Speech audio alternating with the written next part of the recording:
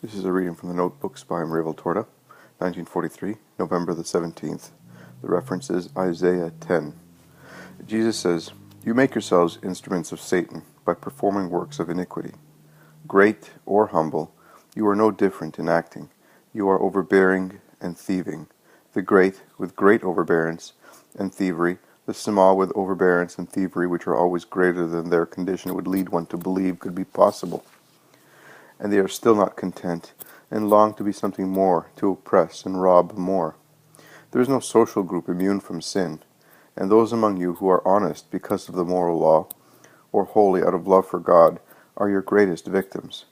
For, overthrowers as you are of the law of love, you repay with hatred whoever gives you love and goodness.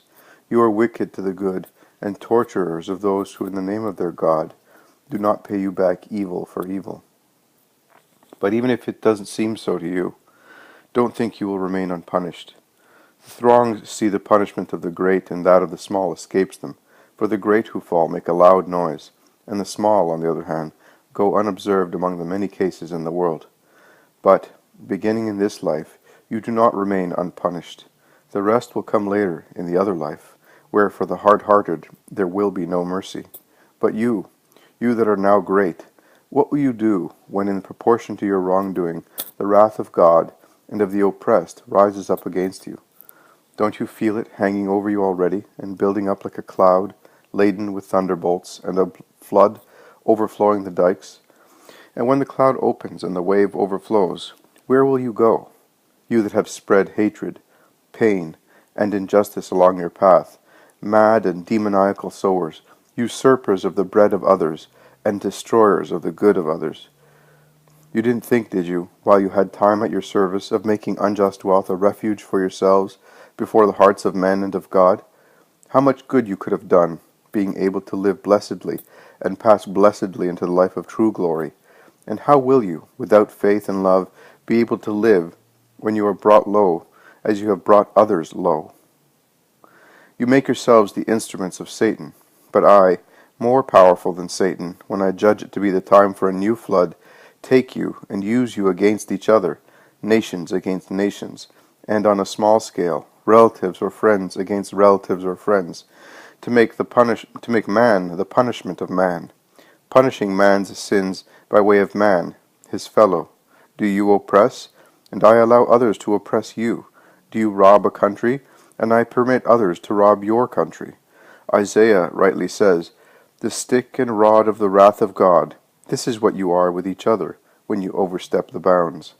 It would thus be good for those for whom struggle is propitious, and victory a friend, not to regard themselves as eternally favored by God, and much less to consider themselves so perfect as to deserve all human success from God.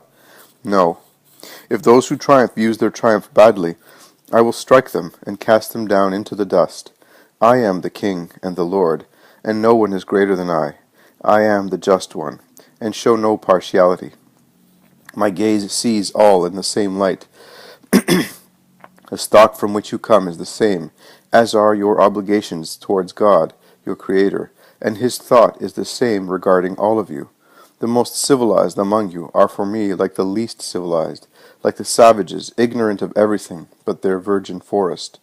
The examiner, as I am of the truth of your thoughts and the innocence of your feelings, I so often look with love at the savages prostrating themselves in adoration of the form which for them is God, and for the sake of that form they become good, and I turn my gaze with disdain from the civilized who deny God, known to them, with blasphemous words, negating thought, and accursed works. When the hour of punishment is over, I say my enough, and gather together the multitudes stricken and dispersed, and give them peace and bread. For I am a father, do not forget this. And if you weren't drunk with blood, or intoxicated with the desire to drink it, I would always give you peace and bread.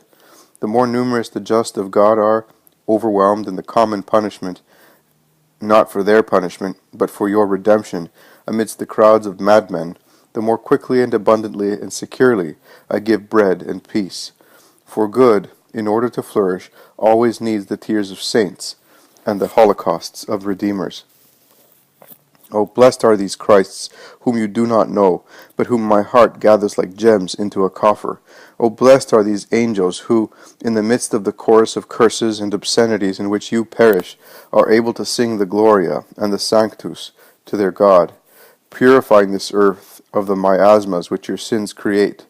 They live, burning like thuribles, and offer God the most sacred fire, that of love. For their sake I will again work the miracle of forgiveness, the miracle of gathering together the remnants of my people, and making them understand that only in God is their salvation. The others, those who do not want to be my people, and remember that I do not measure with your measure, will continue to follow the banner of their King. The world is not to die without Christ's army being gathered together under his command. Dispersed, stricken, knocked down, and rendered like sand which the wind scatters over the shores of the sea, you will hear the command and come to me. For a time will come when I will be the king of these poor kingdoms, without a crown, and of these subjects without a king. I already see the spirits of that time turning to the call, and coming to fight against all the obstacles sown by centuries of error, coming towards the light and towards the truth. I say spirits, because only the spiritually alive will be able to know the voice which calls them.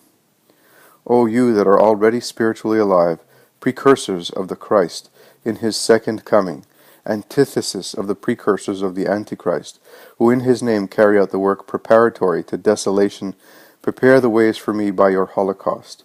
The precursors of the son of Satan are robed in human dignity. The precursors of the Son of God have the same crown as their king, and their throne and teaching chair are the cross and pain. But, as always, and especially in the hour in which pain had to overcome sin, it is always pain that saves. It is always sacrifice that redeems. And now, the world to be redeemed needs not so much to be covered with ears of grain, as with heroic souls, victims of charity.